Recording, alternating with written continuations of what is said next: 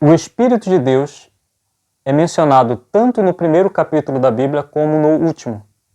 Isso mostra que ao longo de toda a história, esse Espírito se fez presente e atuante. Mas afinal, o que é ou quem é o Espírito de Deus? Olá, seja bem-vindo ao canal Interpretando as Escrituras. Me chamo Paulo Roberto e hoje vamos falar sobre o Espírito de Deus em Gênesis 1, 2 e também o que significa esse pairar do Espírito no princípio, o pairar sobre a face das águas. Mas antes de prosseguir, deixe aqui o seu like, se inscreva se ainda não é inscrito no canal e deixe algum comentário também que ajuda bastante na divulgação desse conteúdo para outras pessoas. Muito bem, nosso texto de análise é Gênesis 1, versículo 2, que diz: A terra, porém, estava sem forma e vazia, havia trevas sobre a face do abismo, e o Espírito de Deus pairava por sobre as águas. Muito bem, a expressão Espírito de Deus é traduzida em outras Bíblias como vento tempestuoso, vento forte. Há também a Bíblia Tradução Novo Mundo, que é das Testemunhas de Jeová, que traduz esse verso dizendo força ativa de Deus. Afinal, qual é a melhor tradução? Vento tempestuoso, vento forte, força ativa. O que é ou quem é esse Espírito de Deus? Vamos começar analisando a palavra Espírito no hebraico. No hebraico, a palavra Espírito é Ruach. Ruach tem vários significados. Vários. Por exemplo, no sentido natural, Ruach pode significar vento, sopro, ar, brisa. Pode significar também no sentido humano vida, respiração, atitude, caráter. No sentido divino, pode significar o Espírito de Deus ou o Espírito do Senhor, o Espírito Santo. Percebe? Há vários significados. Anjo, várias coisas. É por isso que nós temos que saber exatamente a que se refere esse Espírito aqui em Gênesis. É claro que se você pegar a maioria das Bíblias em português, vai aparecer a letra inicial Espírito em maiúscula. Aí você já sabe que se trata do ser divino, Espírito Santo. Porém, no texto original hebraico não tem essa classificação de maiúscula e minúscula. É tudo igual. Então, como é que a gente sabe quando está se referindo a um vento ou ao ser divino, o Espírito Santo? O significado vai depender do contexto no qual a palavra está sendo empregada. Esse é um requisito muito importante para uma análise bíblica. O contexto onde a palavra está inserida. Então, a depender do contexto, você consegue perceber o significado. Por exemplo, é bem verdade que em alguns momentos Ruach pode se referir a um vento, a um sopro, a respiração, mas não são todos os casos. Há outros momentos que Ruach refere-se a alguém que pensa, que age, que fala, que toma decisões, que tem sentimentos, e isso não se aplica a um vento, a uma força. Percebe? Então é o seguinte, primeira consideração, Ruach Elohim, que é a expressão no hebraico de Espírito de Deus, essa expressão nunca é utilizada na Bíblia para se referir a um vento tempestuoso, a uma força ativa de Deus, e nada disso. Ruach Elohim é utilizado, especialmente no Pentateuco, como um título divino. Então, a expressão Espírito de Deus se refere a um ser divino, que nós entendemos ser a terceira pessoa da divindade. Cremos que a divindade é composta por Deus Pai, Filho e Espírito Santo.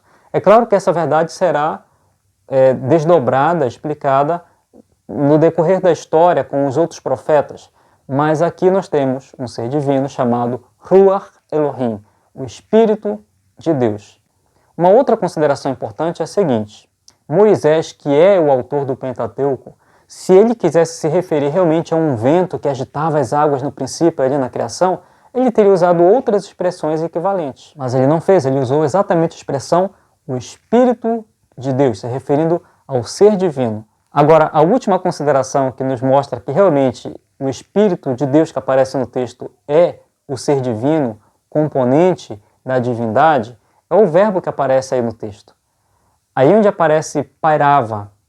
A expressão pairar, em português, significa parar em cima de ou estar em cima de. Esse verbo no hebraico é rahaf. O particípio desse verbo é merahefet, pairando. Né? Agora, rahaf é um verbo raro na Bíblia. Na verdade, só há 2 ocorrências na Bíblia desse verbo. E aqui fica essa ideia. O Espírito Santo pairava, então ele ficava ali sobre as águas, mas fazendo o quê? Parado sobre as águas? Não faz muito sentido. Mas fala que ele pairava, ele estava ali, na criação, no princípio, sobre as águas. A outra ocorrência desse verbo na Bíblia está no próprio Pentateuco. Lembrando que o Pentateuco é uma unidade que foi escrita por Moisés, inspirado por Deus, obviamente. E Moisés colocou essa primeira ocorrência do verbo rahaf, em Gênesis 1, no início do Pentateuco, e colocou a outra ocorrência no final do Pentateuco, em Deuteronômio 32. E ali aparece novamente o verbo rahaf. E se você for lá em Deuteronômio 32, versículo 11, você percebe que aparece ali uma águia pairando sobre seus filhotes. E ali mostra Deus como conduziu e protegeu o seu povo, tirando-o do Egito. E essa é a ideia do verbo rahaf. É como uma águia, uma ave, que estende suas asas sobre seus filhotes e os protege. Esse é o sentido, essa é a ideia do verbo rahaf, traduzida em nossa Bíblia como pairava. Entende?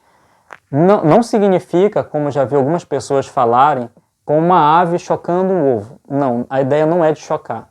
Essa ideia de chocar o ovo, ela vem de cosmogonias fenícias. Não é a ideia bíblica. A ideia bíblica é de uma ave que estende suas asas e cuida de seus filhotes.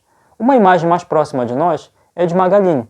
Você já viu uma galinha quando estende suas asas e protege ali os seus filhotes debaixo das asas? E alguém tenta se aproximar e como ela cerca e protege?